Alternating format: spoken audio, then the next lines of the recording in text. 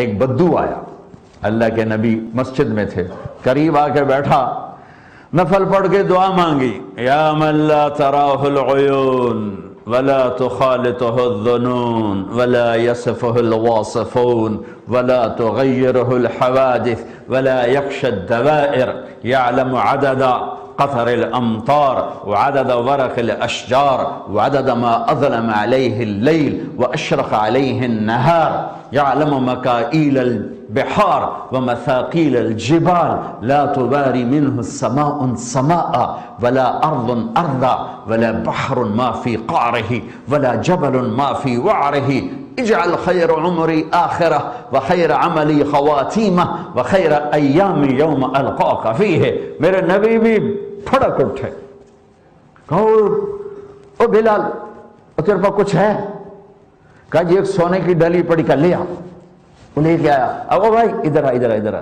میں بھی آپ کو ترجمہ کر کے بتاتا ہوں، ادھر آ۔ کہا یہ تجھے گفٹ ہے، سونے کی ڈلی دی، یہ تجھے گفٹ ہے۔ پھر آپ نے کہا تمہیں پتا ہے میں تمہیں یہ کیوں گفٹ دے رہا ہوں؟ کہا جی بس صلہ رحمی کی وجہ سے، مہربانی کی وجہ سے۔ کہا نہیں نہیں نہیں، بحسن ثنائک علی اللہ، جو ابھی تو نے میرے رب کی خوبصورت تعریف کی ہے اس پر تمہیں دے رہا۔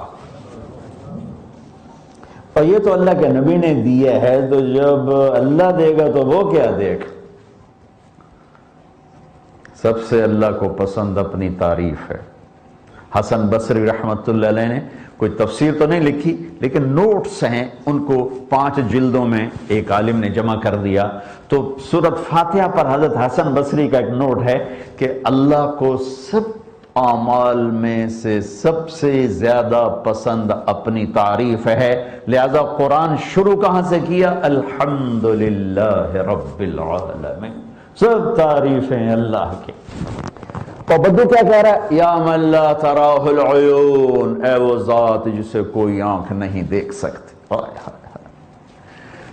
دور کتنا ہے؟ لا تدرکہ الابصار، کہ مجھے دیکھنا چاہو کہاں دیکھو گے؟ دوربینیں فٹ کرو کہاں دیکھو گے؟ آسمانوں پہ آ جاؤ کہاں دیکھو گے؟ عرش تک آ جاؤ نہیں دیکھ سکتے،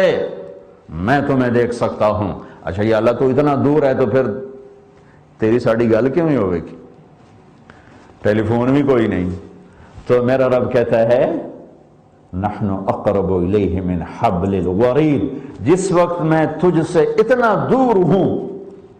کہ تیری آنکھ نہیں دیکھ سکتی، تیرا خیال نہیں پہنچ سکتا، اسی وقت میں اتنا قریب ہوں کہ تیری شہرک سے بھی زیادہ میں تیرے قریب ہوں۔ لہذا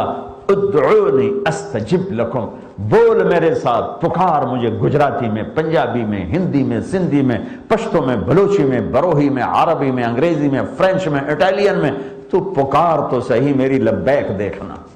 یا من لا تراہ العیون،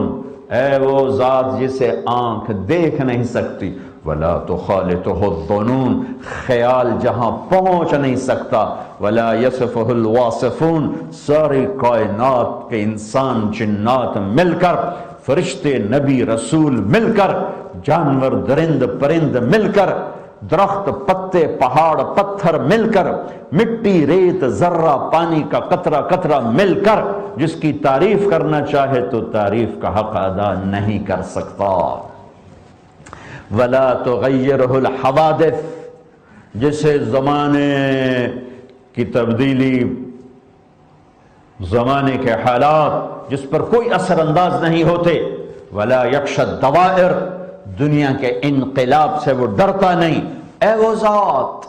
جسے بارش کے قطروں کی تعداد کا پتہ ہے، درختوں کے پتوں کی تعداد کا پتہ ہے، سمندر کے پانی کا وزن کیا ہوا ہے، سارے پہاڑ پتھروں کا وزن کیا ہوا ہے، اے وہ ذات جس سے آسمان اپنے نیچے کی کوئی چیز چھپا نہیں سکتا، زمین اپنے اندر کی کوئی چیز چھپا نہیں سکتی، پانی اپنی تہ میں کوئی چیز چھپا نہیں سکتا، پہاڑ اپنی غاروں میں کوئی چیز چھپا نہیں سکتے، تو وہ ہے کہ تو اپنی مثال آپ ہے، میں تیری کیا تعریف کروں؟ اور خود میرے نبی نے کہا میرے مولا ہم تیری تعریف کا حق ادا نہیں کر سکتے، تو جیسا ہے ہم ویسا ایمان لائے۔ ساتوں سمندر سیاہی بناؤ، ساتوں بر اعظم کے درخت کاٹ کے قلم بناؤ، پھر سمندر سیاہی درخت قلم، تم سارے علماء سارے اپنی اپنی زبانوں کے ادیب بھی، شاعر بھی، عالم بھی اور علامہ بھی، اور پھر تمہارے قلم پر اللہ علم کو اتارے اور تم سارے مل کر اللہ کی تعریف لکھو، جبریل، میکائیل، عزرائیل، اسرافیل آ کر اللہ کی تعریف لکھیں، ساتوں آسمان کے فرشتے اتر کے اللہ کی تعریف لکھیں، عرش کے فرشتے اتر کر اللہ کی تعریف لکھیں، پھر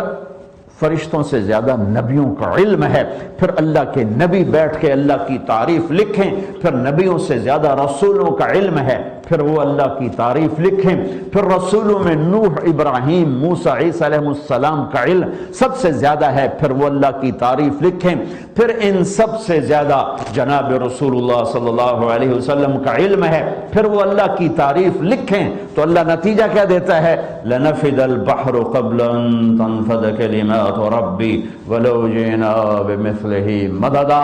سمندر خشک ہو جائیں گے، قلم ٹوٹ جائیں گے، تمہارا علم ختم ہو جائے گا، تیرے رب کی تعریف کا ذرہ بھی ادا نہ ہوگا۔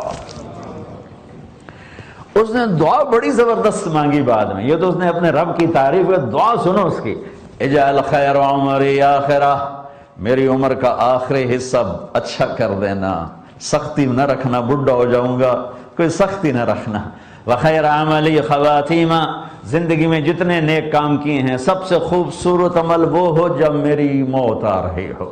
جب زندگی کا تار کٹ رہا ہو، جب آنکھوں کی شمعیں بجھ رہی ہوں، کانوں کے ٹیلی فون کاٹے جا رہے ہوں اور زبان کا مائکروفون آف کیا جا رہا ہو، اس وقت میرا عمل جو ہو وہ میری پوری زندگی کے عملوں میں سب سے خوبصورت ہو، اور میں نے بڑی زندگی گزاری ہے اس زمین پر، پھر ایک دن تیری میری ملاقات ہونے والی ہے، میری زندگی کا سب سے خوبصورت دن وہ بنا جب میں تجھ سے ملاقات کروں گا، جب میری تیری ملاقات ہوگی وہ میری زندگی کا سب سے حسین دن بنا دے۔ اس پر میرے نبی نے فرمایا، او میرے بھائی، آج جو تو نے اپنے اللہ کی تعریف کر دی ہے، بس اینڈ کر دیا ہے، یہ میرے پاس اس سے کچھ اور ہوتا تو وہ بھی تیرے اوپر قربان کر دیتا۔